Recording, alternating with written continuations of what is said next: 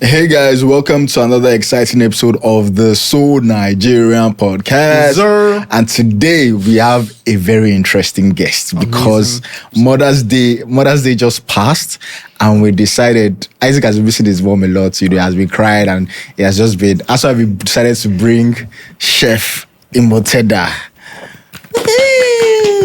If you guys, I'm shy. if you guys don't know Fire and Iced, Yeah. If you guys don't know Fire and Iced, Try to catch you. she's the humble founder. Just humble. The most humble. Humble.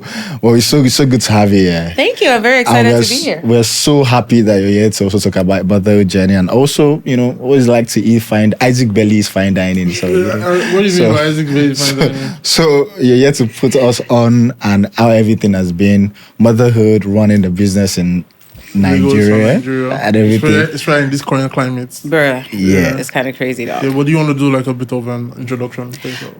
I can. Hi, I'm Chef Imoteda. I am, as you said, the owner of Fire and Iced. I've been a chef for about a little over a decade now. So I own Fire and Iced. I also own a private dining space called Oremi, which is very exciting. I've managed multiple restaurants in Nigeria as well as in Canada. I'm a mom. I have an 18-year-old. 18. That's kind of crazy, dog.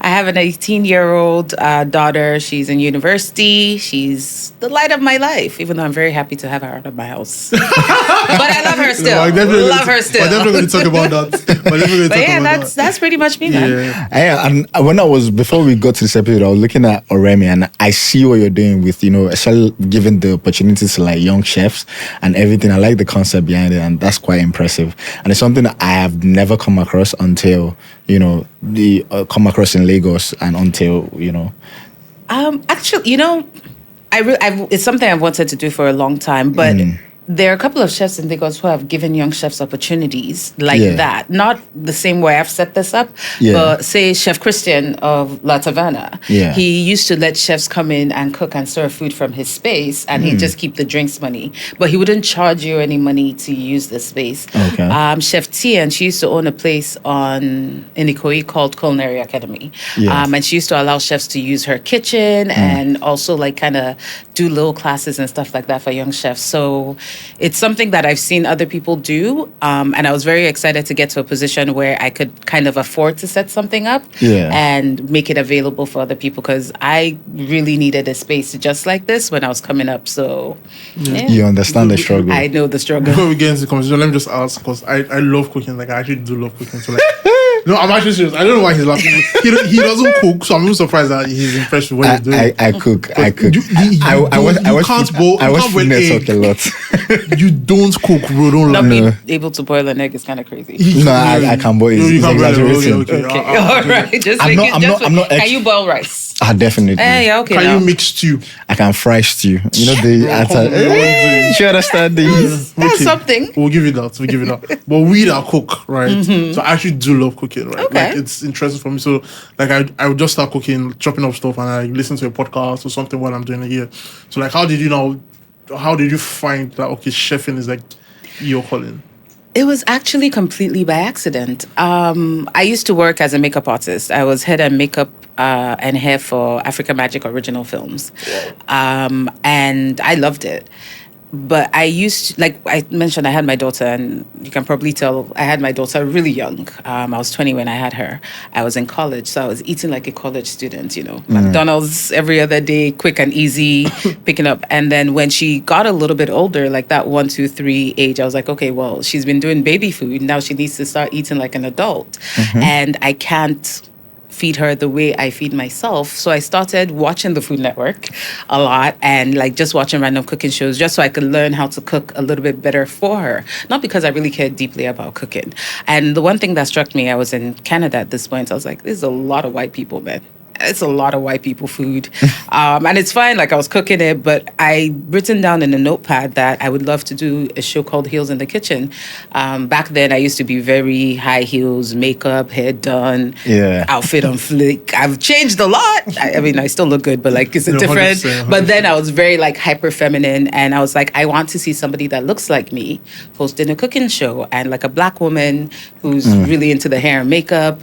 So I wrote down the name of the show, Heels in the Kitchen. kitchen, and this was probably in like 2009 or something. And it was just in a notepad and somewhere. So while I was working at Africa Magic, I was like, oh, there's a lot of production people I'm meeting. I have these people accessible to me now. This is a good time for me to produce that cooking show. So I went to my dad. I was just gisting him about it, like as you talk about life. And he was like, that sounds like a great idea. If you host it, I will fund your pilot. And I was like, I'd never thought about hosting it, but I was like, sure, why not? I'm the kind of person that doesn't like to do things that I don't really understand. So I was like, okay, well, if I'm going to host it, I need to know how to cook. I need to understand the basics, because if I'm doing a cooking show, I should know, what a knife is. So I decided, okay, let me take a little time and do a few courses. So I took some film courses. I took some acting classes. And then the final thing I did that summer was go to culinary school in London, Cordon Bleu. And it was just a short 3-month kind of intensive course. And it was just to learn how to cook on a basic level. So when I'm hosting this TV show, I kind of look like I know what I'm talking about, right? And then I got to culinary school and I was like, wait a minute, this is amazing. Like, I fell so in love with cooking in culinary. So I was like, this is great. Why didn't I do this earlier? And I love working with my hands, so cooking made a lot of sense. So I came back to Nigeria and I was like, okay, let's do this show, blah, blah, blah. I never really, I filmed it never got edited, so it was just sitting in a hard drive somewhere. But when I moved back, I was just like, yeah, man. You never executed the show? Like, you never aired anything? It did not. So I had, so many issues with filming. The first editor disappeared. The first guy that filmed everything also disappeared. Never sent me the content, disappeared. The third editor I got, there was another editor who filmed a production company that filmed for us, and then they sent us absolute nonsense. I was like, what kind of JS2 edit? Microsoft PowerPoint transitions. What is going on here? So it was unusable. And then the final stuff that we shot was really good, but then it just never got edited properly. So it's just sitting on the hard drive somewhere. But then I was just like, yeah, okay, the TV show didn't happen, but I kind of love cooking now, so forget makeup, and now I'm a chef, and that is pretty much how I started cooking. One thing about the story or whatever, like how you kind of like told it, is in the context how everything worked in the favor of each other. In terms of like, you were a makeup artist for African Magic, so you're learning about production at that moment, and at the same time, you're obviously like the main thing was your child, giving birth to her, and you realizing you have to actually like cook for her. And then that whole experience of being a young mother at that age, and obviously trying to give your child what's best in terms of like nutrition and feeding and everything, then birthed the ability of you wanting to cook. And then you had to mix up the heels in the kitchen, production, makeup, looking good, cooking, everything all together. It just shows that nothing is actually wasted knowledge. No, nothing is wasted knowledge at all. So I mean, that also takes us to the angle of you're a young mother at that time. So like the way you told the story, like it was very easy. Like you just went to this, went to that, went to this. Like you went to London for culinary, and I know it wasn't. I'm not even a father, and I know how it is to jump from this to this. So like now, imagine you having to be a mother at that time. So how difficult was that for you, being a young mother and just figuring life at that stage? One, shout out to my family. I have the most supportive family in the world. They have carried me at times when I thought I couldn't walk anymore. So they are fantastic.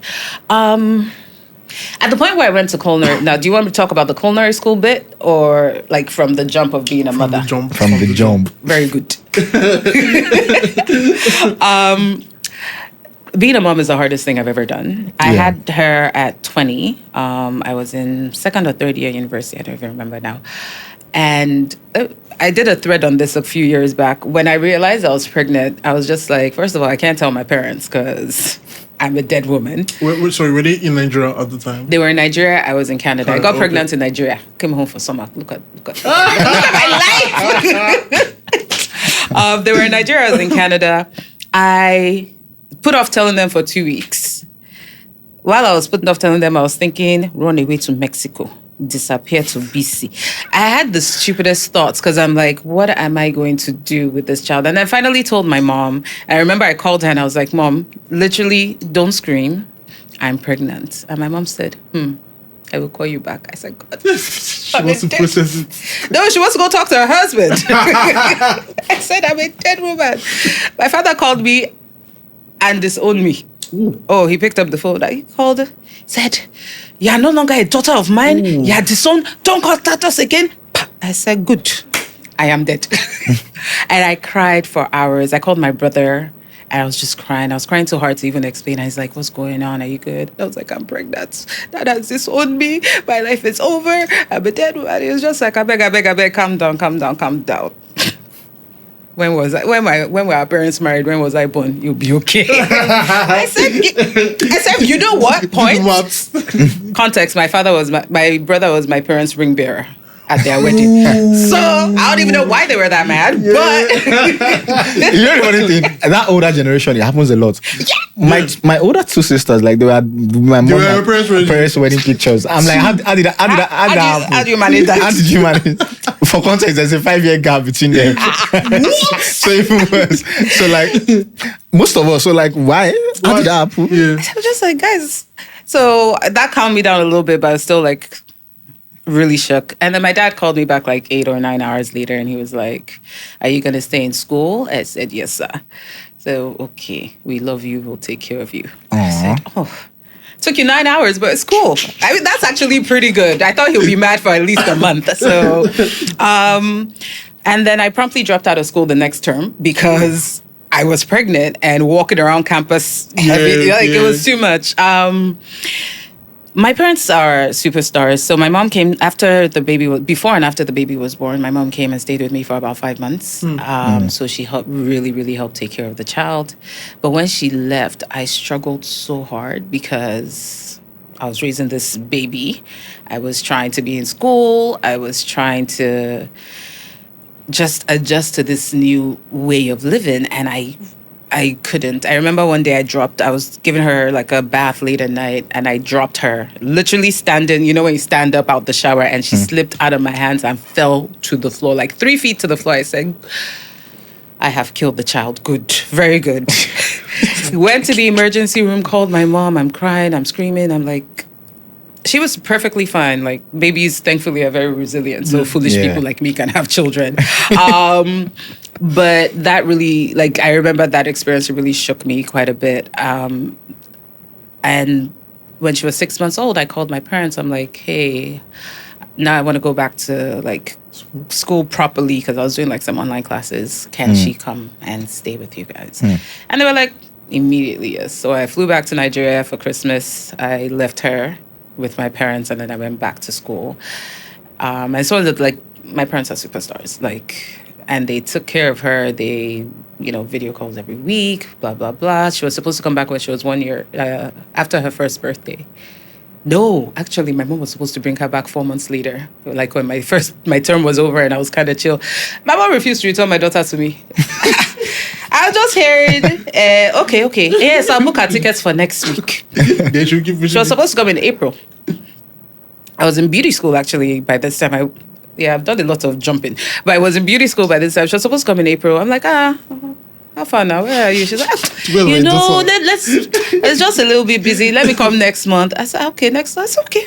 Next month came. I said, Mom, this child is turning 1 next. I want to be with my child for her first birthday now. She said, no, don't worry. Then she comes back. Should she not celebrate her birthday in Nigeria?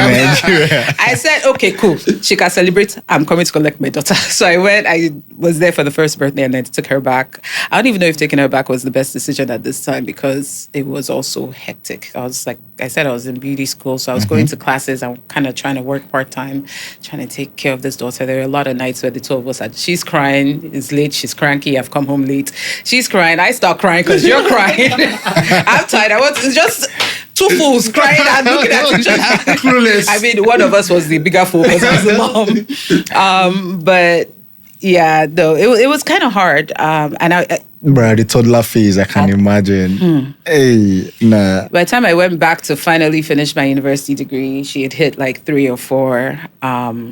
And I remember she had like a sleep regression. So children sometimes do this thing where they learn to sleep through the night, and at like 3, 4, they just wake up and decide, I no longer want to sleep through the night. I want to be sleeping in your bed. I don't want to be in my room.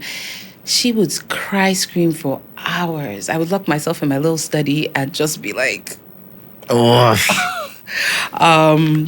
but aside from that, she was not surprisingly, but she was actually a really great child. So I got really lucky, one with the family as well with the child herself. Because aside from that sleep regression and like she was actually a very solid child. I could put her, even when she was a baby, I could put her beside me in her little basket and like work. And as long as, I look at her once in a while and remind her that I'm still here and I still love you, she'd be fine. She'd just be chilling. She never used to cry when she woke up. That was the funniest thing as a child. Like when she was a proper baby, she would wake up, and if I wasn't awake, she'll just like be in her crib staring at me. And the minute I like sit up, she'll just smile and be like, okay, we're ready to start the day. But she never used to cry. So I got really lucky. It wasn't easy, but I got really lucky. You talked about having to drop out of school for a bit. Multiple times, by the way. So like, I know like in Nigeria, like there's this, like for like a young person, unmarried person getting pregnant, there's like this stigma, right? Was there something like that in Canada? Oh, definitely. First of all, I was a black girl in a very white town. So even while I was pregnant, I remember I was walking around campus one day and this white girl comes up to me to help me carry my bags. I was like, very nice of you. And she's like, oh yeah, it must be so hard. She starts talking about how the government is cutting back on social welfare benefits, etc., etc. And I'm just like, Why are you telling me this? First of all, I didn't know that. Secondly, I'm not on social welfare. Listen, my parents are paying my school fees. Why are you? So I mean, there was a little bit of racism plus the unwed pregnant mother, but things like that have luckily never really bothered me, so I was cool. And then on the Nigerian side, my dad's very protective of his family, so. And my mom's a reverend now. She was a lay preacher back then. So they're also very religious. And one thing he did when I got pregnant, when I came home that Christmas to bring the baby back, he went to church and he gave a testimony about his daughter and how she was pregnant. And thank God. He didn't say the full story, but it was just like a testimony for this blessing in his life. And when the father of the child gets up and does that in church, are you going to come and start telling the child nonsense? We keep that nonsense to yourself. So he doesn't play about his family, and like the fact that he was so open about embracing me and being excited about it, not a lot of people said nonsense. One uncle came to me and said, "Oh, if your parents don't tell you they're ashamed of you, me, I'll tell you that they're ashamed of you." My mother said, I said, there's no point in fighting, Mom. It's okay. Let the man say what he wants to say. But he was the only one that was, some people are just insane people. You got to leave them alone. My mom was pissed, though. She was ready to fight. I was like... No, that's insane. No, that was very insane. And that's crazy because shout out to your parents for real. Like, your dad came around after 8-9 hours. Do you understand? Some people come around after 8-9 years. Yeah, it's real. Real. So it shows, and it's because of the, the traditional thinking, down to the culture of being Africans. And certain situations, I think we had an episode very recently to add, it was an episode on like educating sex in terms of like the young teens and all of these things.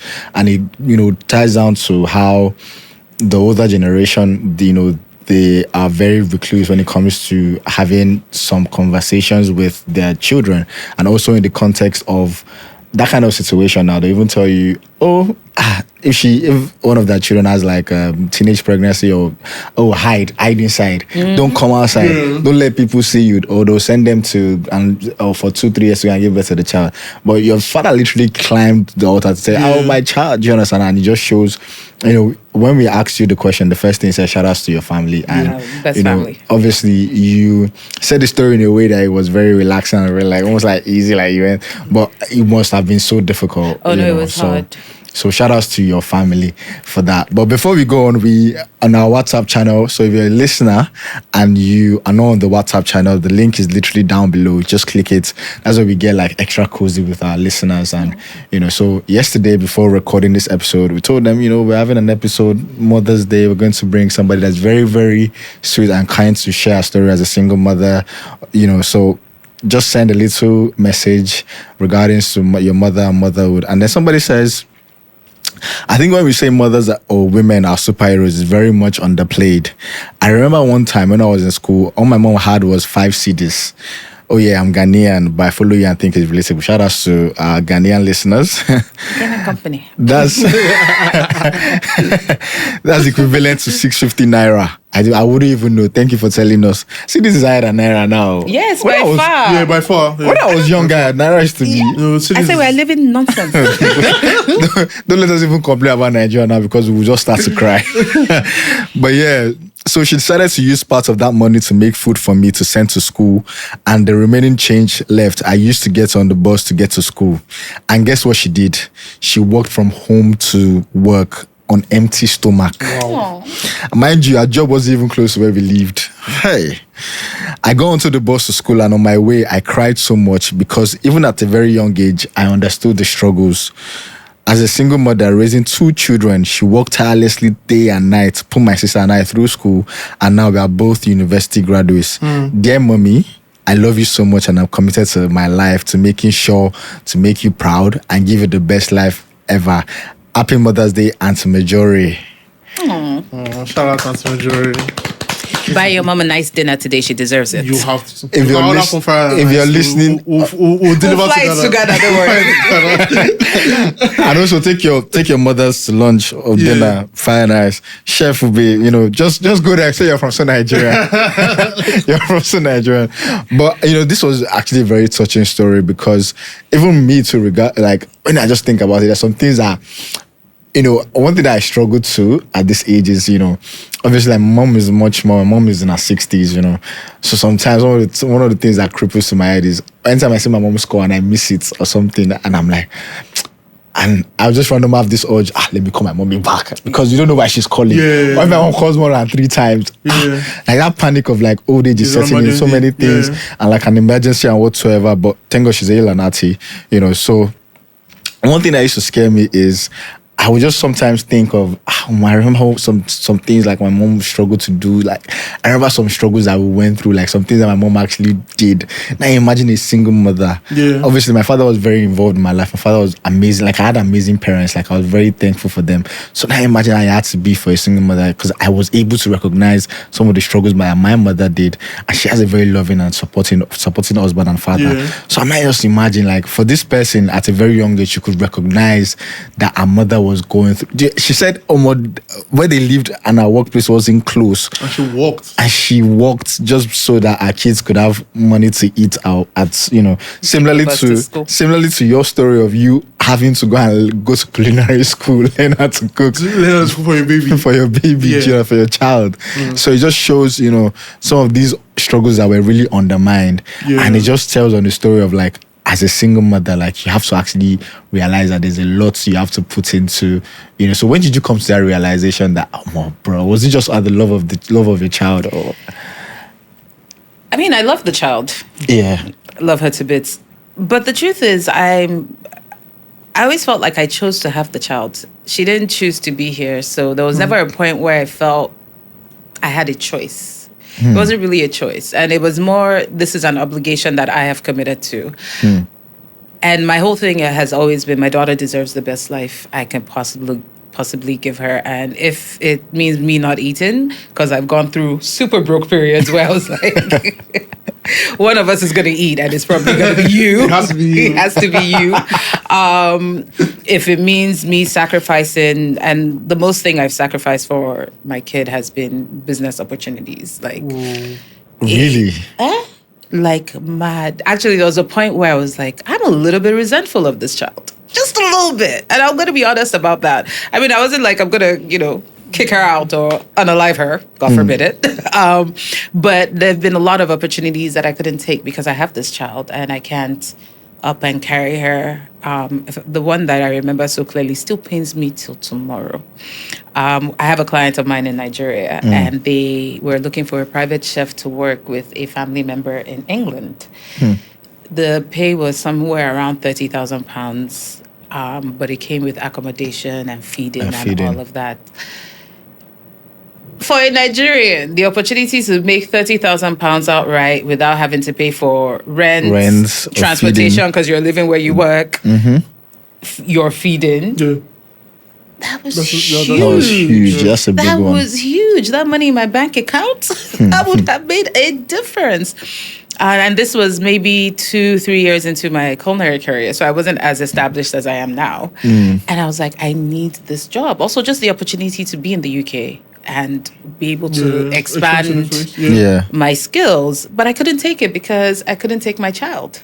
Like, it wasn't an option. And that's still, till tomorrow, it still pains me because the girl I gave, because I passed the opportunity on to another chef, I was like, listen, I can't take this, but you'll be perfect for it.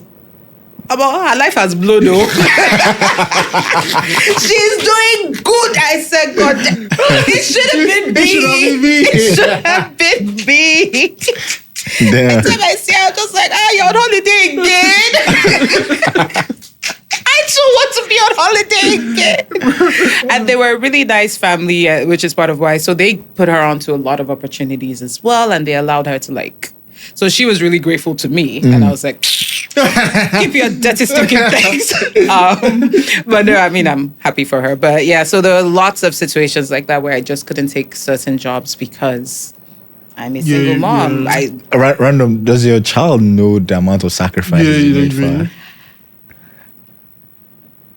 That child is ungrateful. I don't know if she knows it. I don't know, because if she calls me tomorrow now, all not billing. All she does is bill me. You know the funny thing is, I was having this conversation with my friend, and like, do you know that like our parents don't tell us how much they sacrifice for us? Bro, you know, there's this It's like I see, like, oh, because my father is the type of problem solver. Oh, okay. Oh, you had an extra in uni. Oh, that's not a problem. But like, this guy doesn't have the money for the school fees for this. Like, but like, he will tell you as if, like, there's no problem. Yeah, because he won't tell you what he has to He go will through tell you, to bro. get that money. But that's our duty as parents. Like, the details, I don't think really concern you. Like this UK opportunity. This is probably the first time my daughter's going to hear about it when she watches or listens to the podcast. But at the end, once more, like I said earlier, they didn't ask to be here. So it's literally your job to make sure that they're taken care of. And it doesn't have to be frivolous. There's a lot of things I say no to my daughter for if I think it's like unnecessary. But like, you've got the basics and you will be, she's spoiled. You'll be a little bit spoiled. Like, she will remember the struggle times because we've grown up together. Yeah. So she'll remember that things weren't always as easy. She'll remember all like our apartments, and that's the best way to know how we started from one tiny studio. I don't think that whole apartment was up to half of this room, and just me and her and a twin bed. And we've gotten to where we are now. So she would have seen that I've grown and done better and done better and done better. But for the most part, I really hope, knock on wood, that she's not felt the real weight of some of the struggles that I've had to go through, because it's not her business. Yeah. My own job is to make sure she's good. She's got a beautiful education, the best education I can afford to give her. She's got a good life. She doesn't go hungry.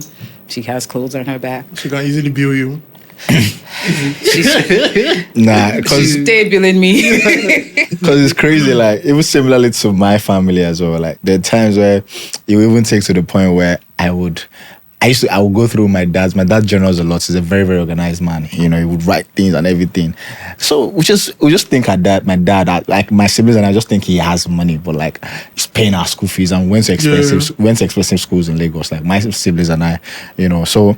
You wouldn't even know that this guy is selling some of his landed properties to pay our school fees. Like, until when you see him journaling all these things, like he's buying us, my sister, BlackBerry and tank him, like buying for them, anything. Do you understand? We would never even know that, like, this guy is, loaning and all of these things, except only when we go through his journal. But then he would just smile and be doing it and all those kind of things. So it just shows the sacrifices. Shout out to your dad, man. That's a good man. You know what's funny? Like, there's this conversation that happens on social media, particularly Twitter, where people will be like, oh, you don't owe your parents anything. They'd say, you need ask to be. They'll say, I wasn't asked to be born, so why my father asking me for money and all that? And then, so to be honest, like when I was younger, let's say 1920, I kind of held that notion, right? Like, I didn't ask to be born, right? And like, they didn't invest in me per se for them to like be asking for returns, right? It was a responsibility to take care of me.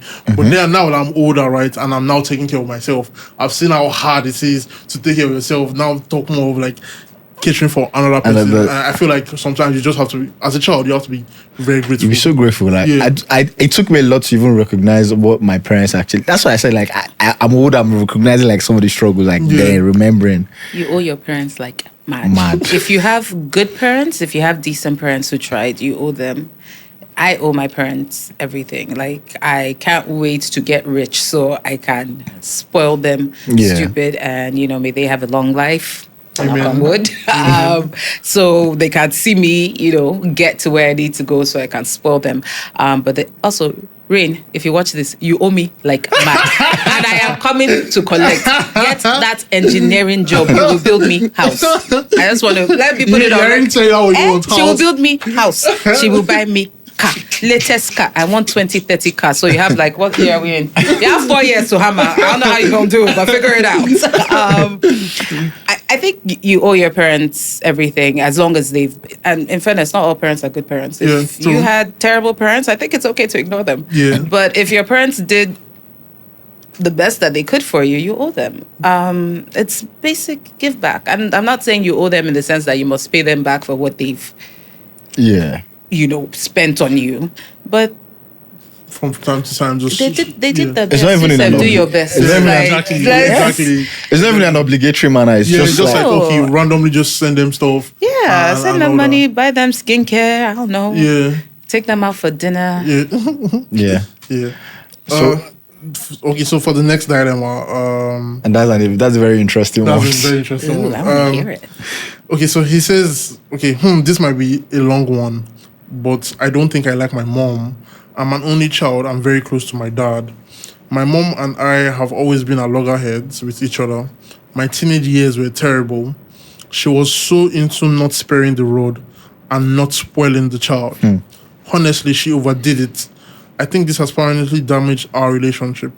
Don't get me wrong, I love her. But honestly, I prefer to keep my distance. It doesn't also help that I'm not at home most of the year because of school and all. I do hope we become closer in future, even though I don't really see that happening. I think the solution is a long heart-to-heart talk, but I'm not ready for that, and I don't think she realizes we need that. What do you think of this? Sorry to your mom, man. Sorry to your mom. It's very interesting because a lot of people have trauma around being beaten as kids. And I don't believe in beating children. There was a point where I did, but luckily I grew out of it before Rain became older. So I was beaten a lot as a child. I was beaten a lot as a child. My dad especially. My mom beat me so badly one time she almost blinded me, and that was the last time she ever beat me. I think she did that and she was like, okay, this is getting too much. That's crazy. But my dad was beating me well into my teen years. I think the last time my dad hit me I was 18 or 19. Wow. But we're super close because aside from that, he was a great dad. My dad was a fantastic dad. Do I think he was right to be hitting me all those times? Nope. No. Still don't like that. But I think as a parent, there are ways where, and for Nigerians, we know that beating is normal. Yeah. So there's ways where you can hit your kid, but still show them enough love that they're able to forgive that part of you. What it sounds like in his situation is that his mom did not balance the beating with love that overshadowed the beating, right? And once more, not saying that beating your kids is right. I don't believe in that, but we know that we do it. I don't, but Nigerians do it. Yeah. I think that heart-to-heart will need to happen because he's clearly carrying a lot of resentment. But the truth is he has to be ready for his mom to not be receptive to it. Nigerian parents are not great at hearing what they did wrong. Fucked. Nigerians generally, but Nigerians... there's probably gonna be pushback, and there's going to be, you're ungrateful. I took care of you. I did my best. I tried to make sure you did not go wayward, etc., etc. But sometimes when you have these conversations, you're not necessarily having them for the person to change. You're having them so that you can get these things off your chest. And he sounds like he or she, I don't know. Sounds like he or she might be an adult now. You don't want to be an adult carrying all this resentment towards your parents. Yeah. So I think the best thing you can do is insist on the heart-to-heart.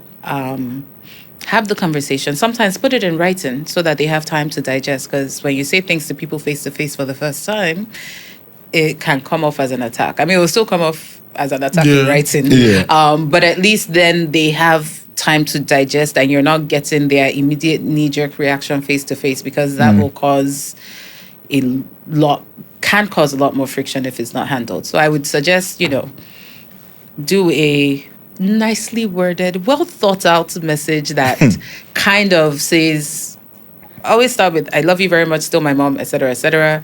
But these are the things that I've been feeling, and I really want to put them out there so that you and I can have a better relationship. Do a little sandwich approach. Like, start with love and end with, I want us to have a better relationship, which is why I'm doing this.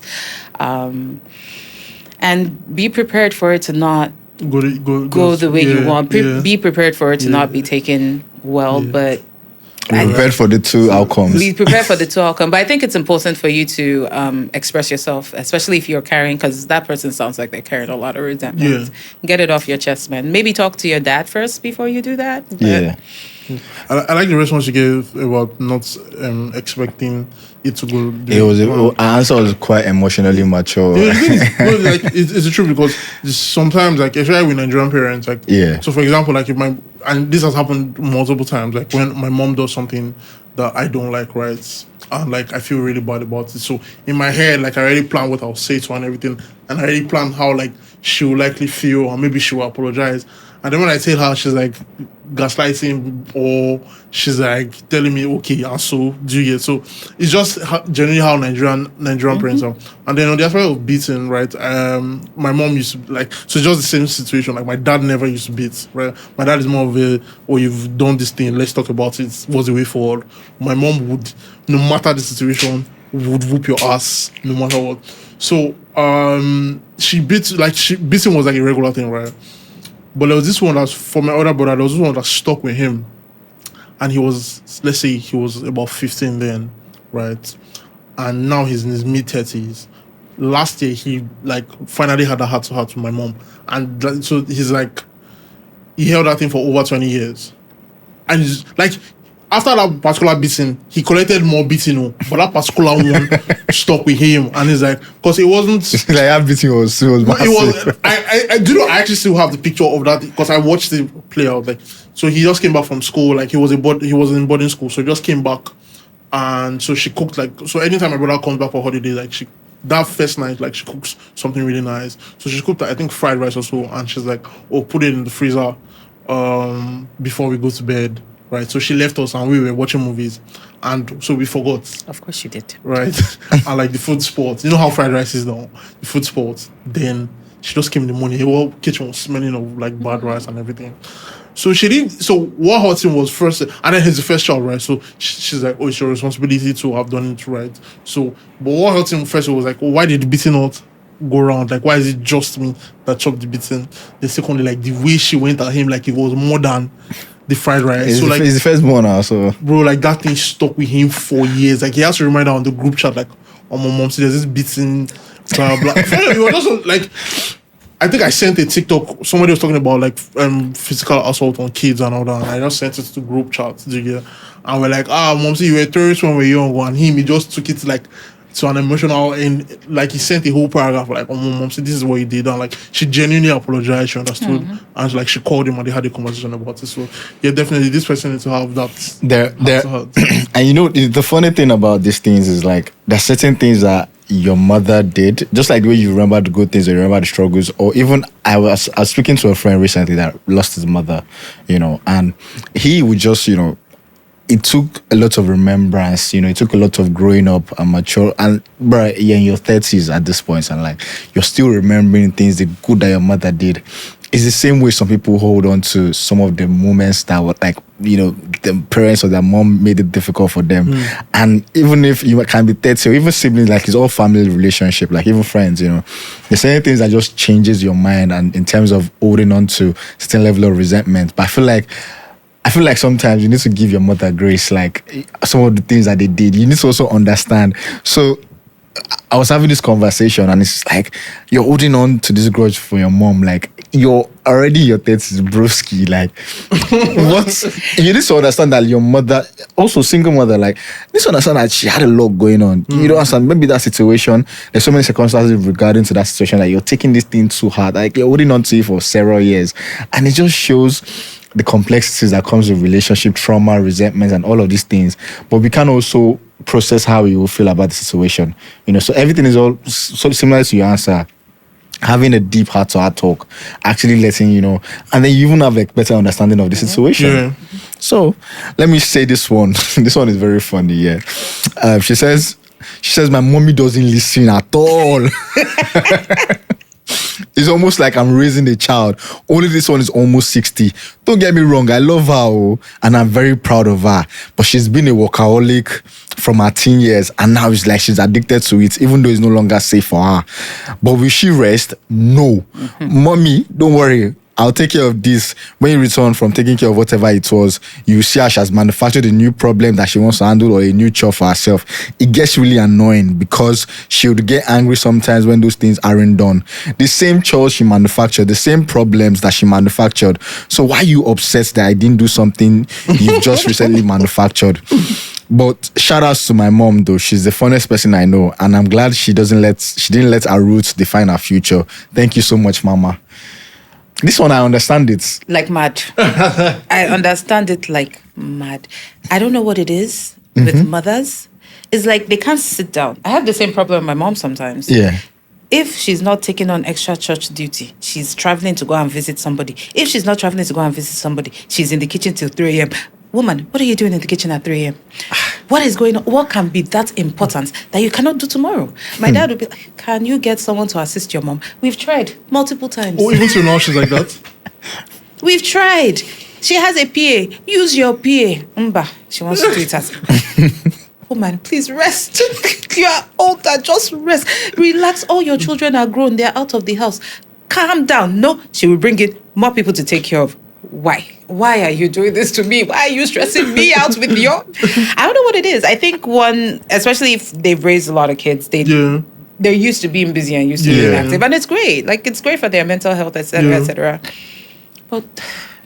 Bro, I'm begging your mommy, show her this video. Mommy, please, relax. Nothing is ever that deep. Give yourself 4 hours of just looking at the ceiling. Just count your blessings. Even my mom is like that, because I remember last month, so my mom is retired now, and so she's into different things now, just to keep herself busy. So she sells something I wanted to buy from her, right?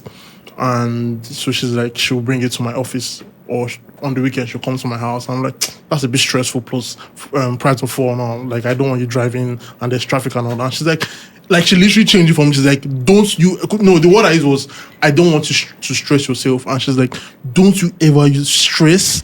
No, at my age, I need to be moving around, blah, blah. Nah, mothers are beautiful, man. I'm like, calm down. And it's crazy because, like, when it comes to the situation, sometimes, like, traditionally, they'll say, oh, yeah, like, it's the wife, it's the wife that will take care of the man when he's old. And I'm like, they can even be similar in ages, but like, why is it that they expect, like, women are just like, it's like, they expect mothers to still be working and taking care and nurturing, even at old age. And it's that's like that patriarchy. Yeah. Obviously, it's the patriarchal power structure of being African. And it also even ties down because my own parents are like, my mom is even the lazier one. Like, my dad is the I want to active. Do you understand? Like, but my mom still works a whole lot. Do you understand? We beg my mom, like, you don't need to go to this. She has shops around. Like, you're already in your, like, she has one. She's just always. My mom is never. You can never find my mom at home at 12 noon. She's never at home. That multiple streams of income thing, like, I think it was I knew mothers that used to do like mothers. Do you know the funny thing? Yeah. Like, you have it, like a mother will have a 9 to 5 and like she's selling something. Stuff, like, selling things out mothers the back always of her car, exactly. selling to her co-workers. Exactly. Mothers always have different streams of income. While your father was office one job, that kind of thing. So it just shows like, why are mothers? Why are they working to? Like, what's the purpose of this work they are working? Have you seen Tinubu's economy? Forget even Tinubu's economy. Like, it's like, I understand though. Like, obviously, like, in that nurturing space, and that you want to take care of everybody, everything around you, and every situation. But it's crazy because it's like, relax. Some mothers take it too far, I think. Listen, if your mom has been working really hard since you were young, that woman was helping carry the household financially. Definitely. She was carrying the household on her back, supporting. I don't know what the financial power structure is, but if they've been hustling, women just. They provide. So it's why I'm always amused by all these Twitter conversations about men being the breadwinners. Your mothers were not hustling because they were bored, okay? They were hustling because they needed to bring money. They're not doing 9 to 5 and then selling shoe and selling bag and then coming just home for to fun. cook Like, let me have this and catering for their friends' events because they had nothing to do. I mean, that catering for friends' events, that's just community, man. Yeah, definitely. Built beautiful communities, especially. And that's another beautiful aspect about motherhood, right? I think like. So for me now, most like over family friends, per se, like it's my mother and maybe somebody's mother that are friends, and then like the whole family, and like it has from that I've been able to like build a network, right? And like I've gotten connected to jobs and all those things. So like another thing, like mothers are good with community. And there's something Trudy mentioned when he came on the podcast. He said that's why. Sorry to say, like men die faster, right? Because like they're not opening up, they don't have communities, they're not opening up, and they're not like saying. But like women, like I remember when I was young, like maybe something happened in the house, my neighbor has already heard gist. Do you understand? Because my mom's like, this boy wants to kill me. He didn't. But there was one time, like I failed in school, in secondary school, and. One time? Wow, you were a good student too. It was one time. It was more than one time for me, man. I just went to church one day, and like one woman just called me. She didn't say your mom told me, but she was just asking me like, how do you study at night? Blah blah. It was like later in that process that mom started going to tell her that I banked this term and all that, and like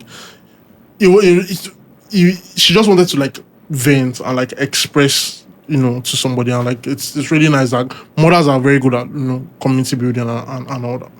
Yeah. You need those aunties. One of the things I have. Wonderful friend group, and I work very hard at cultivating my friend group. So sometimes when I worry about things happening for me, like to me, I'm very like, okay, first I have my family. They're great, and like the child will be taken care of. But if God forbid something happens to all of us, and call Auntie Roke, call Auntie Shola, call Uncle, call all your uncles and aunties until something gets sorted out. She turned 18 last year. And for her 18th birthday, she just wanted a small, intimate thing with like family. She didn't even want her friends. She was just like, I just want to celebrate with my family. And I was like, oh, you're so sweet. So we had one side of the room that was blood family.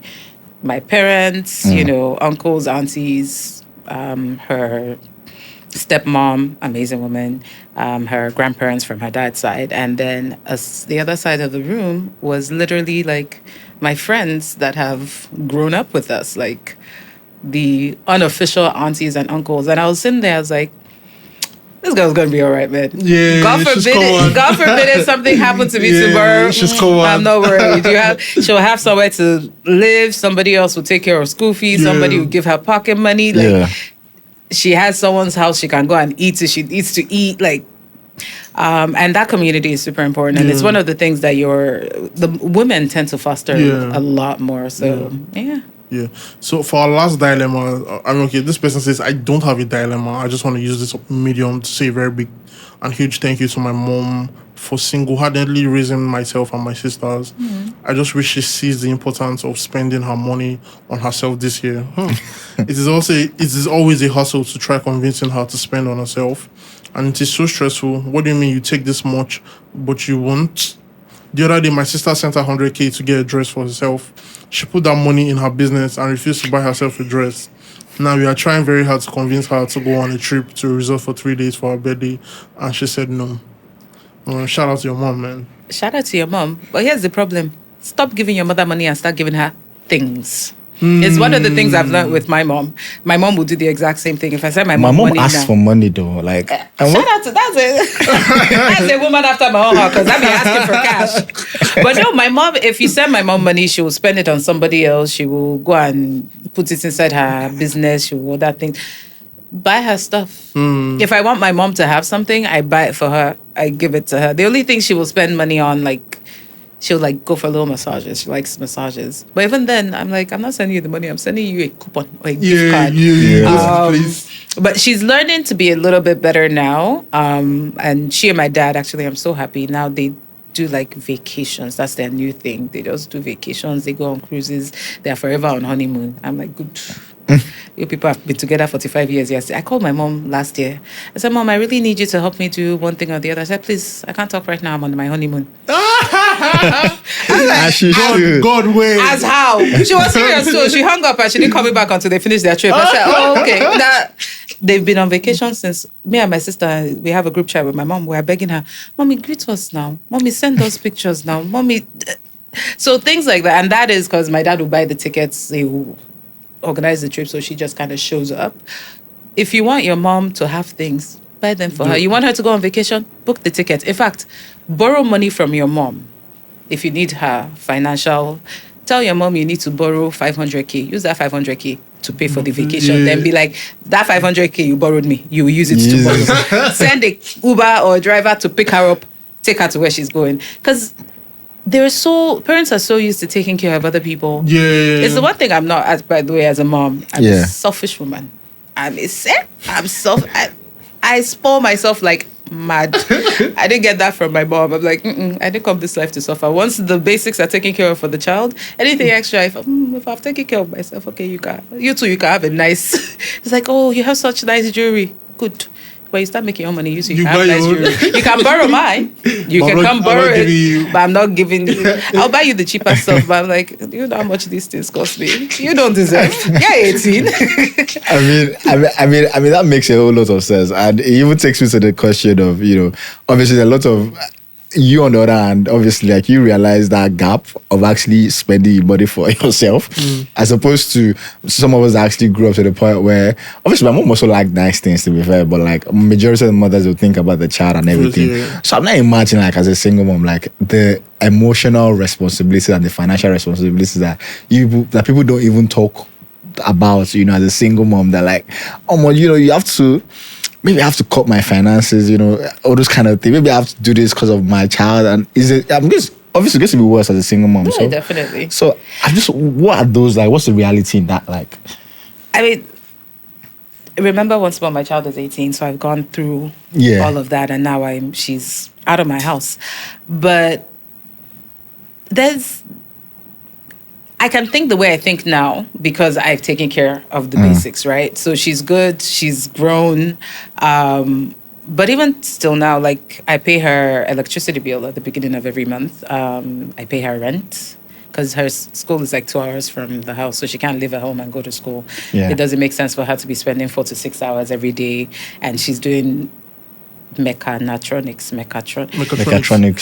Thank you very much. As you can see, she's a great student. A student, fantastic jam scores. So I don't want her to be stressed doing 4 to 6 hour journeys every day to go to school and come back. It's a waste of her energy. So she lives close to.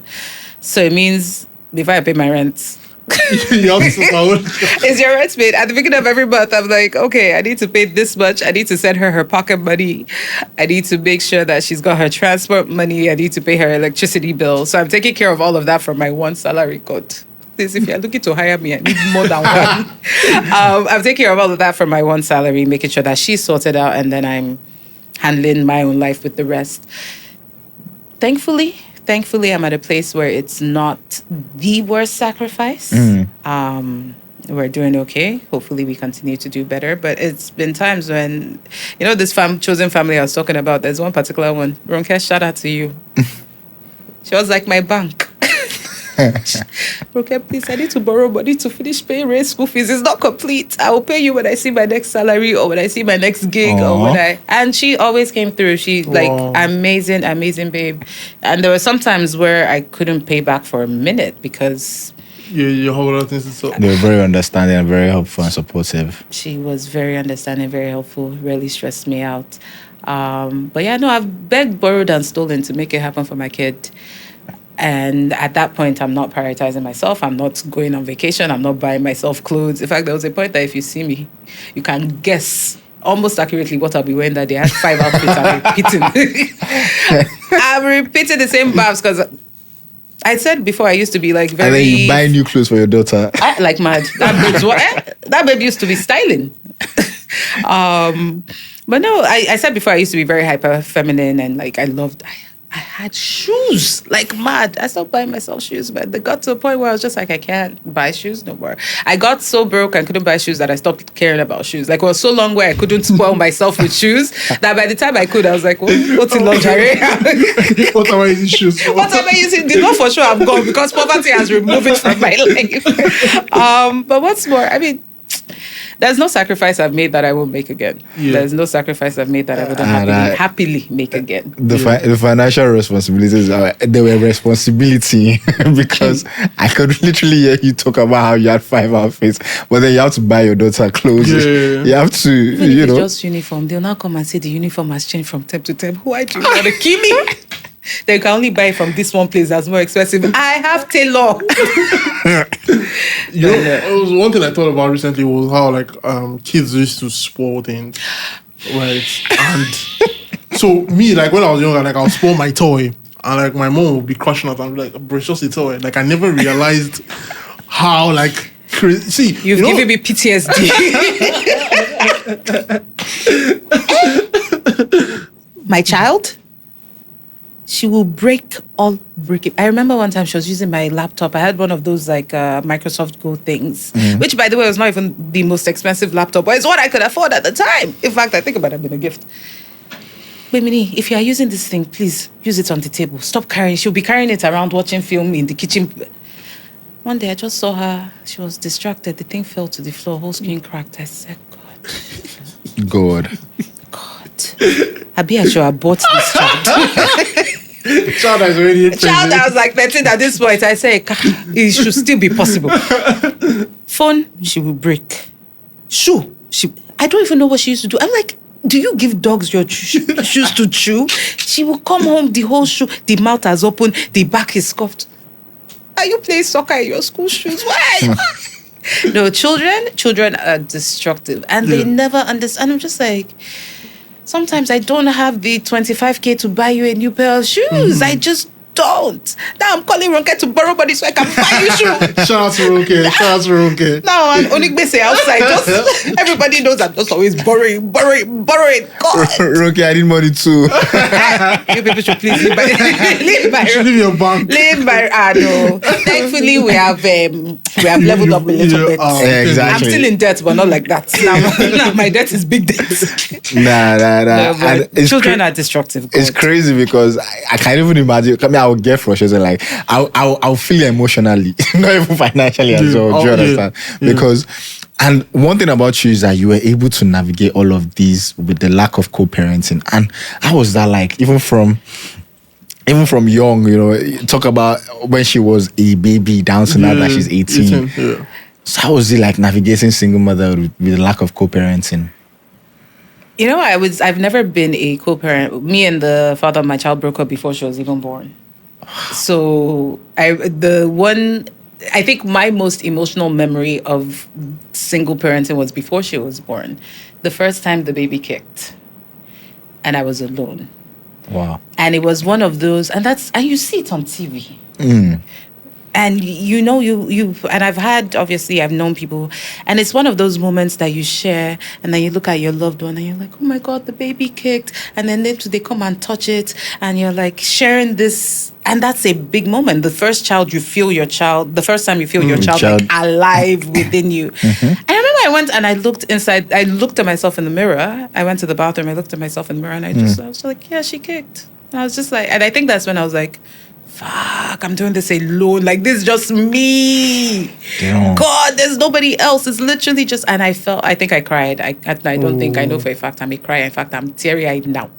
And I think that's the first time it really hit me that, oh my God, I've kept this baby. I'm going to have this baby and I'm going to do this thing by myself. And that was kind of insane for me.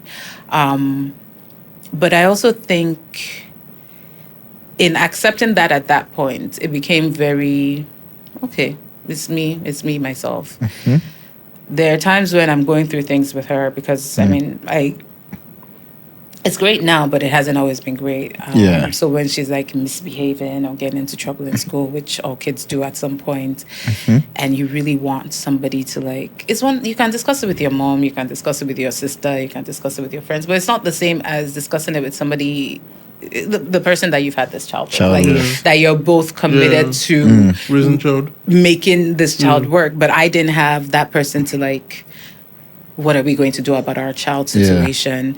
And that was kind of hard. So a lot of decisions is just me talking to myself in the mirror, bouncing ideas off myself, what are we going to do?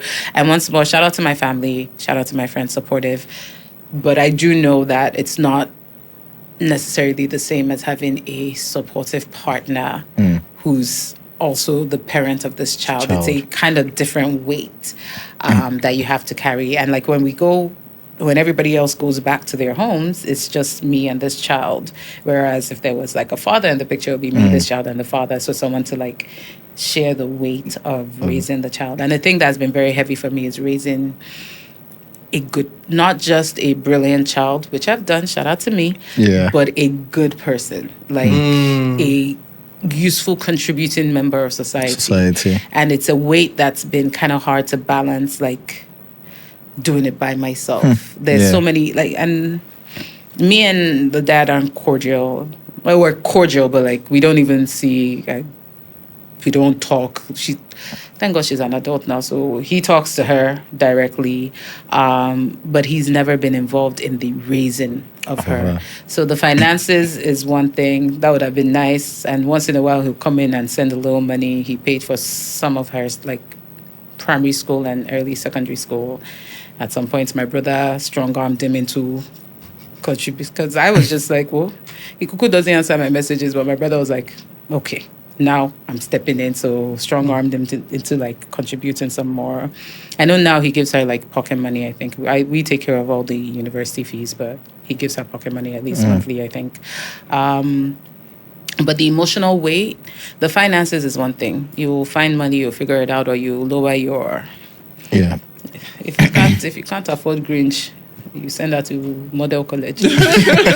All school, not school. All school, not school. But you figure out where your water holds its level. But the emotional weight of raising a child has been definitely the hardest part of being a single parent. The trying to figure out just the not having somebody to say, no, you're doing the right thing, we're doing the right thing, we're going to get through this thing together, etc., etc.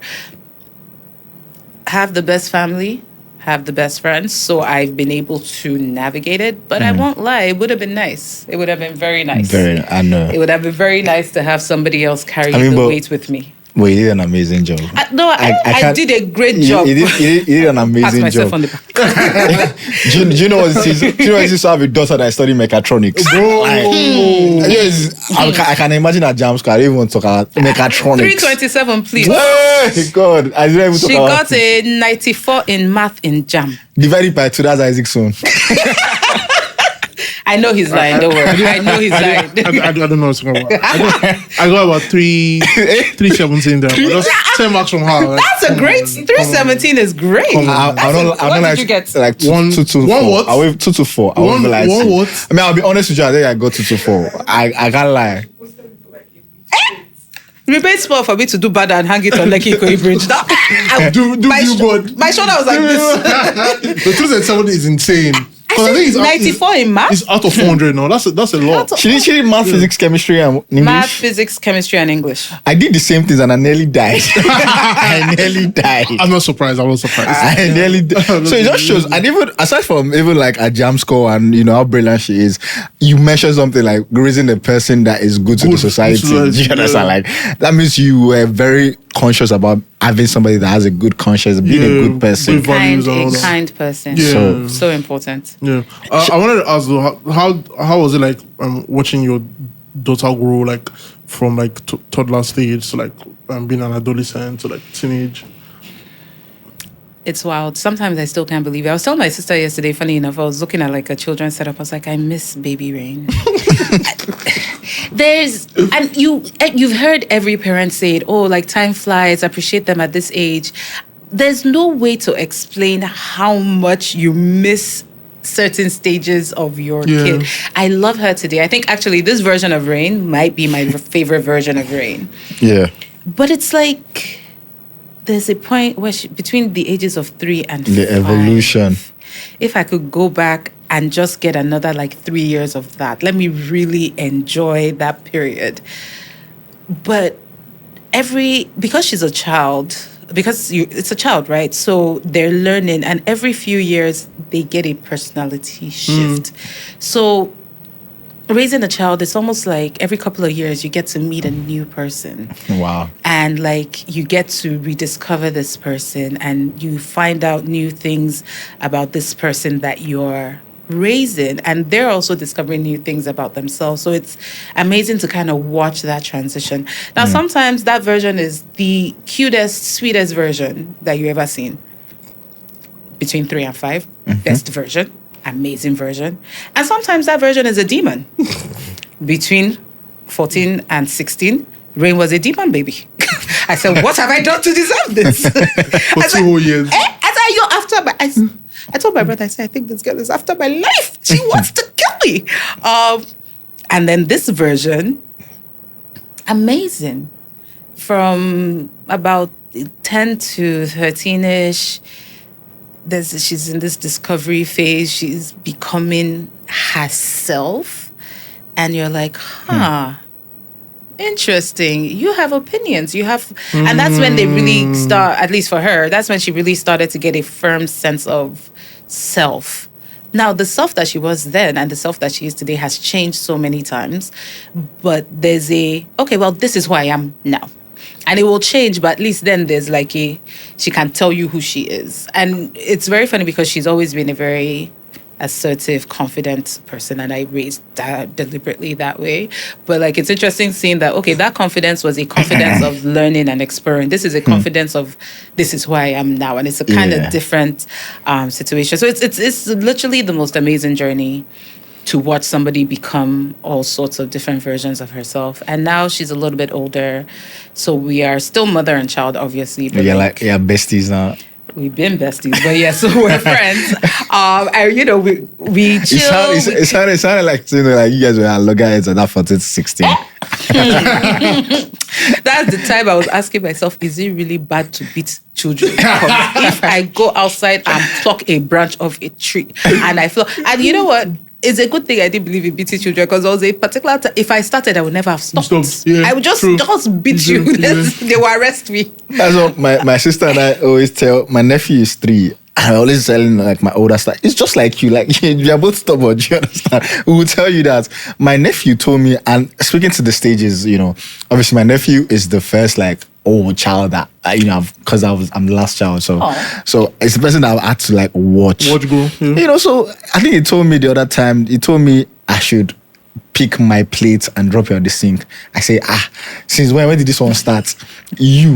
I think legit told me, legit commanded me that and I'm like, Azal, this one, 3. So in my head, I couldn't Jonathan, for me, it was the second moment, because this guy could barely talk. So him telling me to pick my plate was mind blowing.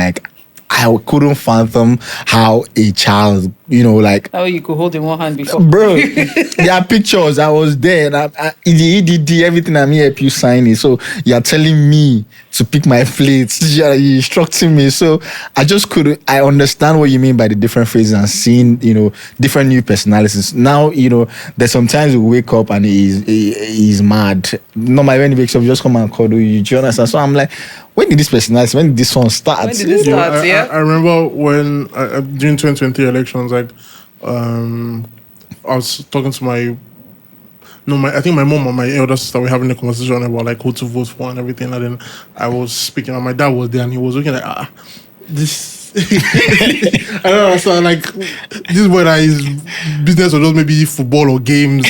or something. He's now having conversations about politics, and I'm like, I'm about to like move into my own house. I've graduated from school. Like, I need to know how like politics affects my life, and I need to get involved. So like, don't be surprised if I'm like watching the news with you and everything. So like, for a lot of adults like watching, even like in my office right now, like when I see like certain like maybe an intern like transition and like is now like becoming mature and all that, like I get emotional, like, oh, I remember when this person started. Now imagine a child, your own child. Exactly. Now, like it's very, sometimes you feel proud, like if it's a bad thing you feel bad. Sometimes you feel like you said like you want to raise like a kind person. Do you get, so God forbid like your child turned out like, maybe you hear that maybe your child like is fighting in school or is like, you know, joining a cult or something, like you feel joining a what?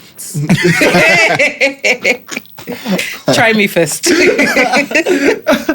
know, I mean, when we were watching movies back then, like you hear parents say, "Oh, I failed," and like this is really like. No, yeah, I mean, you will feel like you failed. Yeah, exactly. Nah, and it's crazy because raising children, raising kids is a whole lot. Do you understand? And you don't even understand how much it is until when you meet other kids as a child. Yeah, Do you understand? So when I got into comrades, right? You know, my perception outside of like before I got some was like, oh, Christian school, like everybody was what's that gonna happen? And then I was still like 100 level boys going to like roofs to go and smoke Igbo, and I'm just like, are we both not? Are we both 50-year-olds? Like, I don't 60-year-olds. What's going on here? So when I went home for holiday, like Christmas holiday, I was telling my dad, like I kept emphasizing like boys my age are smoking Igbo, so whatever bad thing I do can never be that bad. It's crazy. And for me too, it was also in Covenant that I realized we all have different upbringings. Different, you know, and it takes a lot to raise a child and to not do that on your own is even worse. That even takes me to the question of you running a business, running a restaurant, and then being a single mother. And you know, one thing about your story is as Rain was having a phase and different stages, you're having your own different businesses and different things. So it must have been a whole lot for you. Now you're a mompreneur, so shout out to me. Shout out to you. Yeah. No, it's been one of the reasons I'm actually happy that child has moved out is that now I can just do things. I can now do Oremi and Fired and Iced and Rikoja. I also own a candle company because I've been doing multiple jobs, but now it's like, okay, I'm not stressed.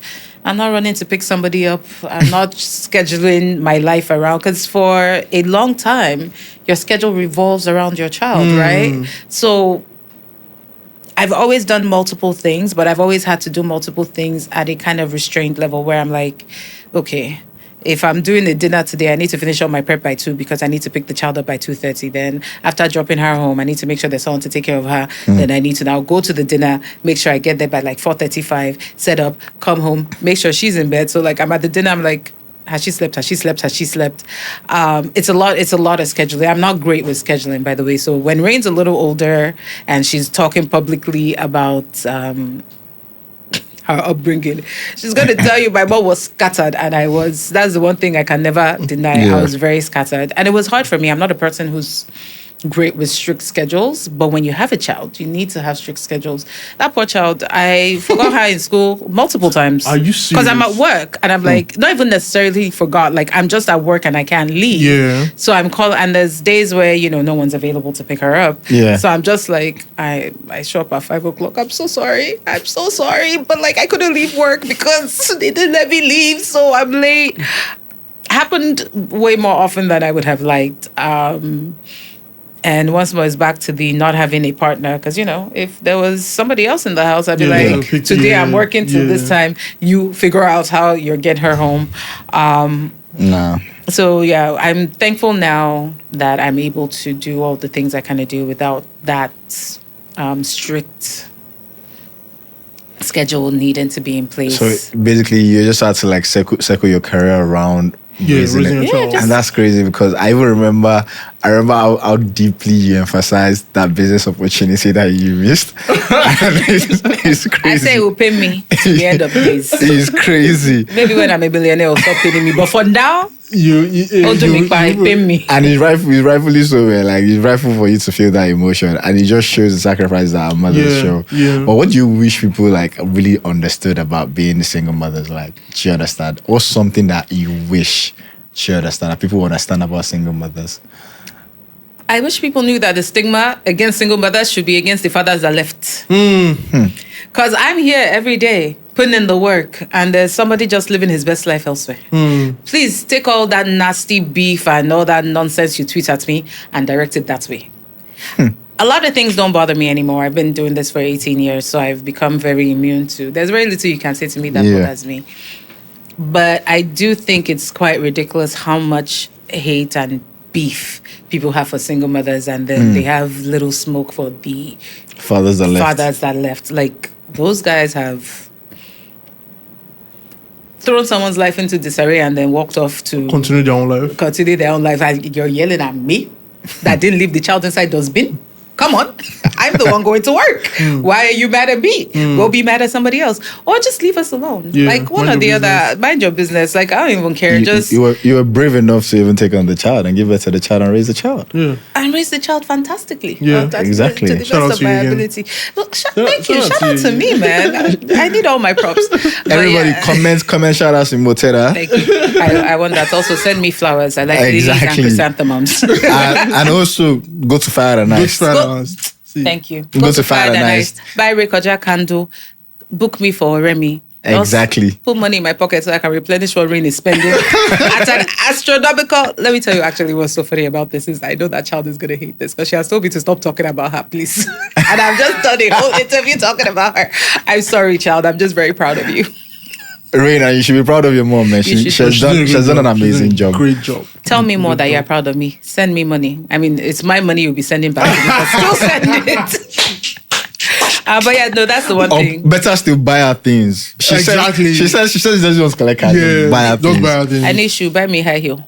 What advice do you give like women that are actually raising children alone? Find community. Do your best to find community. And it takes a lot, especially when you're busy and, you know, like I just said with the scheduling thing, if you're a single mom, it's very hard, but community will save your life so many times. So do your best to find community. It might be other single moms. It could be parents in your school. I know parents can be a little bit hard. When we first moved back to Nigeria and she started going to her new school in Lagos, she wasn't getting invited to a bunch of stuff. And they're just like, oh, yeah, but she's a single mom. She might want to sleep with her husbands. Your husbands all have pot bellies. I want to sleep with them. I want my child to have friends, for God's sake. So that's part of the stigma, right, that you deal with. And there was another parent that just pulled me to the side to say, I just wanted to do that. This is what's going on. Because I was just like, how can everybody else in class be going for a birthday party? My child is not going. That's somehow now. But shout out to that woman. She ended up being quite nice to us. But yeah, find community. Might be single moms, might be Facebook groups. I met quite a few people through like Facebook single mom groups. Might be Twitter. I met quite a few people through Twitter as well. But community will save your life a lot of the time. And community doesn't necessarily have to be family. You're going to have to be uncomfortable and talk to a few strangers. But find your own care as well. Find your own cares. Find your own cares and your sholas and your Tonys and your jetties and your Linkas. Shout out to all my friends, man. You guys rock. If really I ask you this question, you didn't even think a bit find community straight. No. And it was similarly to the beginning, you said your family, were very supportive. And I think 2 years ago, 2024, I was at a program. It was Harmony and Power. So it was basically about a program about women having the economical power, especially like traditionally. It's not quite, So I was there and I was able to just say different stories. Funke Akindele was the headliner at the speaking events. And she just said how the owner of Amen Estate is a woman and she was one that helped her when she had nothing, supported and invested in her movie industry and career and everything. The other people, CEOs, just women doing amazing things in different industries that they were in.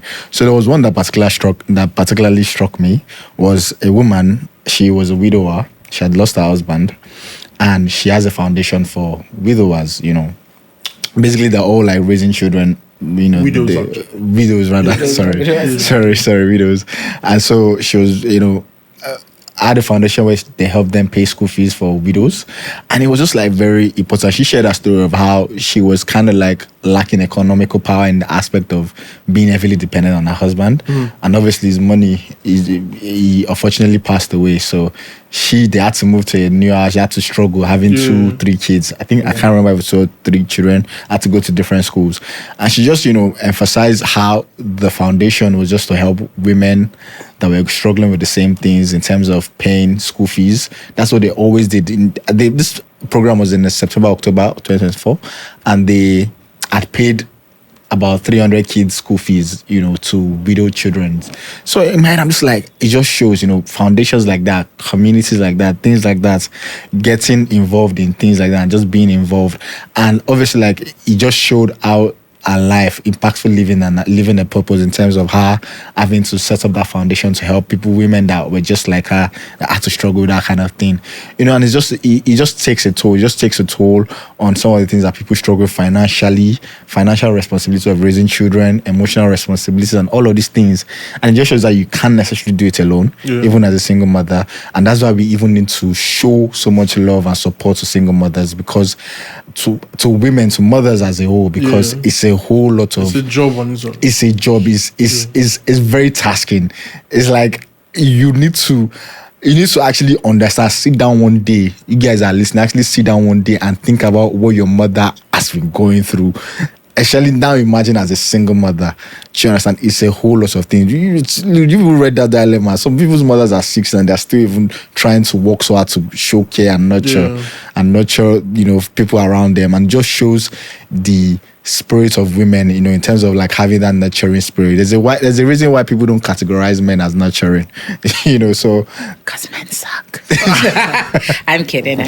So, it just shows like, it's the nature of things, and it's more reasons why we need to show so much appreciation to people like Imoteda, to our mothers, to everybody, and it's just, I want to give you your flowers again. I want to give you a pat on the back again. That man, you did. Back is your pat. Well done. Thank you. And I'm just very happy, that you were yet to share your story, and it's just very inspiring. It even makes me appreciate my mom more. I think let me go and call her. Go call your mom. Go visit her. Give her a hug. I'm sending her a gift this weekend. I love this. Maybe I'll even take her out to Fire and Ice. If you give me discount, you give me discount. I'll give you. Come and meet me. I'll give you a little discount. A little discount. He's very rich, so give him very little. Be very little. I don't play about my money. I have a child to take care of. Exactly. But I'll give you a little discount. Asian, what cuisines do you have Fire and Ice? It's barbecue. Barbecue, okay. My mother even likes meat. So there we go. We've got all sorts of meat for her. Bring her back. Do you want to talk about Fire and Ice? Yes, please. Fire and Ice is my little restaurant. It's a barbecue restaurant in Lekki Phase 1. We do Nigerian American type barbecue. So you have suya, you have your beef ribs, you have your pork ribs, you have smoked tozo, lots of smoked meats. Our chicken wings are amazing. Our turkey wings are amazing. Best chicken wings in Lagos. Yeah. Affordable food, amazing cocktails, all done by my sister Tony, amazing mixologist. It's just a great space. We're actually under renovation right now. We're still open. Please come. But like in about 2 weeks, the space is going to look completely different. It's going to be the most beautiful space. And I'm very excited. On Admiralty Way. End of Admiralty Way, right before Freedom Way. You can't miss us. The gates, the whole wall is very green. If you don't know Admiralty Way, you don't know like Lagos. Just put Fire and Ice inside Google Map. It'll bring you there. Fire and Ice. But yeah, amazing restaurant. It's going to be like a renovation party. What's it called? So our first year anniversary is March 22nd. So we're going to do a that's a day after our anniversary, so Nigerian anniversary. Congratulations. Yeah. Come and celebrate with us. So yeah, March 22nd, we're going to do like a first year anniversary party as well as a kind of launch the new space type party. So I'm so excited for that. Yeah. No, I'm definitely visiting you guys before the end of this month. Once my salary comes, at least $5. Just spend your whole salary. We're not even that expensive. We're an affordable restaurant, and our portions are big. I'll be there. So come through. Rain needs new heels. No, I'm going for Rain. I'm going for Rain. If you're coming for Rain, you're not coming for heels. Forget the heels, though. Rain is a science student. And not an Olamide type science student. They are doing lab coats. They are doing equipment. It's so funny that how I know nothing. I'm such an art student, and then I've given birth to this amazing, brilliant science babe. And sometimes she talks to me, and I'm like, word. Yeah. Or you just check ChatGPT. How are you doing our further maths assignments? Yeah, how are you doing assignments? You need to ask her, How was I? Me? How was I? Don't be funny, dear. That girl would have failed. You know a thing that's amazing about Rain? She likes school. Ever since she was a child, I've never had to help her with assignment, which is just as well because I could not. But like, she's always been she would do her homework by herself. She'll study by herself. The self-awareness is killing me. She can't stress herself. I know. I said I don't. And then when she needed help, once more, community. So I remember there's one math problem I think I sent to my friend like Nosa, because he's an engineering student. Ramon. I have a friend Ramon, also an engineering student. I was like, bros, come by. Rain has questions that I cannot answer. And then my dad also, amazing science guy. So I used to anything that was past her own power. Well, from the way you struggle to pronounce mechatronics. No, I know it's mechatronics. I forgot for a minute. I forgot for a minute. And I know what it is. I'm about to say nonsense, aren't I? It's like mechanical engineering and robotics, right? Oh, yeah. I listen to the child when she talks. That's what it is. Yeah, that's what you know, a very funny thing about that, Rain has known she wanted to do robotics since primary school, since about primary 4. She joined a Lego club. Yeah, robotics club. It was in my school. Robotics club. They went to India and did a little competition thing. She met this guy, Silas Adekunle, at Tech. This babe, do you know what it is for your like 8-year-old to be telling you there's a Tech Plus event happening at Landmark and I want to go? I said, I don't want to go. What's that at Tech Plus? Well, you have to take her. But I had to take her. I mean, in fairness, I also ended up getting a stall because I'm like, if I have to be here, make some money while at it. Yeah. And she's just like, you need to come with me to this talk that Silas Adekole is doing. I'm like, how do you know this person? She didn't know the person, but she saw the, future of robotics thing, and she's like, I want to be there. Met him. So she's always known what she wants to do. She's been a science student from the jump. So yeah, I don't help with homework. I just I leave her to figure her thing out, and she's figuring it out quite well. So well done to her. Yeah. Shout out to you, Rain. Shout out to you. Rain, just buy something for mommy, Something please. nice. Something nice. Don't give her money. Just buy her something nice. Also send me, do the 2 books. She's sending you back your money. I'm a cash woman. There's nothing I love more than a let. But thank you so much for coming. Thank you so much for sharing your story. Thank you for having me. This has been fun. Really interesting. We have one more segment. It's basically how Nigerian are you? And the first on the list is boiled meat or fried grilled meat. Which one? Because you already fired a nice barbecue. I'm just about to say, I'm a rare steak kind of person though, but if it's on the night, I want boiled meat that has now been fried. No, the one where the inside is soft, but the outside is hard and crunchy. That's the one I want. Yeah. If you wrap it in small stew, I won't be angry. Yeah, I'm with you on that. See chef answer. No, see chef answer. She don't define the meat. This is not political answer, it's chef answer. It's what I like, man. What's the most Nigerian mom thing that you do? What's the most Nigerian mom thing that I do? I call my child to do dumb things. Rain. Gotta pick the remote Pass that for AC me. remote. Sorry. Rain, bring me water. I am very self-aware that you're doing it. I know. Sometimes it's just rain. What are you doing? You just want to randomly call her name. I just want to know you're good. Yeah. Really, that what she said, you know that like, she doesn't mean it. She doesn't know. No, but it's also a thing I've realized is that you want to make sure your child is good, but you don't want to be like, oh, are you okay? Because I'm Nigerian. I can't be doing that. So I'm like, Rain, bring the remote. You've left your room. I've seen you. You're okay. You're not crying. Have you eaten? Okay, good. Yeah, bring the remote and go back and do your thing. I just want to make sure you're still alive, okay? Just be good. It makes sense now. My mother will just call me to ask if I've gotten back from work. Yes. I crashed out on Twitter the other day. I called my child at like 7 p.m. the day before. By the next morning, she hasn't responded to my message. She hasn't called. I'm like, do I now start driving to her school? Where is this? Anything could have happened. You're far away. Please call me. Anyway, she called me last, maybe like a day later, and then she billed me. I said, don't call me again. But I'm like, Don't bill me. you want to make sure that the kid is okay. And like, you're a parent, right? You just want to make sure. So like some of the things that, even for me, I was like, "Ugh, my parents are being annoying." I realize now that, especially when they grow older and leave your house, you're just trying to make sure they're okay. Like my dad calling to crash out, that I don't text him as much as I text my mom. Okay, you're busy. Mom sees there. Why are you crashing? And I'm like, oh, okay. You just want to. No, I'm like, oh, you want to make sure. Yeah. I turned off my red receipts on WhatsApp at some point, and my dad called me. I was like, why'd you turn it off? What's going on? I said, red receipts on WhatsApp. Why is that your business? Well, because it's my dad and I love him. I said, okay, I'll turn it back on. No vex. So I turned it back on. Last year, my daughter turned her red receipts off. I said, what do you mean by that? And then I was like, oh, that's how it feels. But for me, I'm like, and then I had to sit and be like, why do I care? I'm like, no, when I send her a message, I want to know that she's read it. And know, like, you've seen it, yeah, okay. I don't know why you didn't answer when you read it, but at least you're still alive. Cool, you have read it. Not that your phone is in a ditch somewhere and I can chalk it up to you're busy or you read it and you forgot to respond, but at least you've read it with your phone. So I was like, oh, that's probably why that man too was panicking. He just wants to make sure that I'm alive somewhere. But yeah, so.